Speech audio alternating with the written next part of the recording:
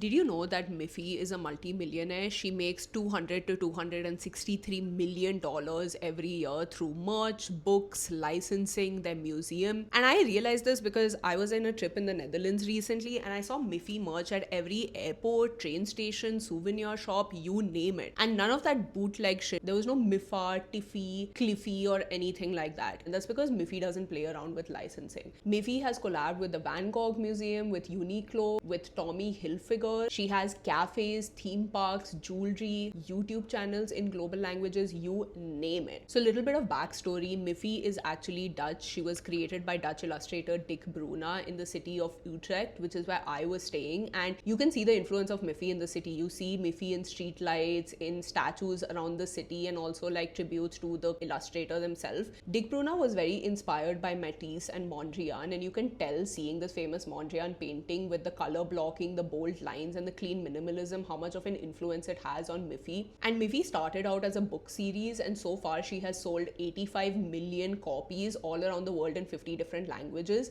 Since then, it has expanded to a TV show, which I saw in my childhood and you probably did as well, and a lot of merch, like I mentioned. So the company that's the official licensor of Miffy, which is basically the company that decides who gets the license and does deals for Miffy, is called Mercis BV. And so they ensure that Miffy is doing the best collabs according to her brand image, and also taking people to court when they are not allowed to use Miffy's likeness. Like when this sex toy company tried to create a logo that was similar to Miffy. Miffy has also had beef with Sanrio. Mercis and Sanrio had a court case because Sanrio released this character Kathy, which looks pretty similar to Miffy if you ask me, but the court case was amicably resolved in 2011 after the Japan tsunami and earthquake. The two companies donated 150,000 euros to the victims of the tsunami and earthquake, and Sanrio discontinued Kathy. Speaking of which, I didn't realize Miffy is pretty big in Japan. I noticed that in the museum that I went to that they had English and Japanese translations for everything, as well as a lot of Japanese families around me. First of all, it's because Miffy is super kawaii, and second of all, Miffy books have been in circulation in Japan since 1965, so there's been a lot of time for it to become a recognizable and beloved character.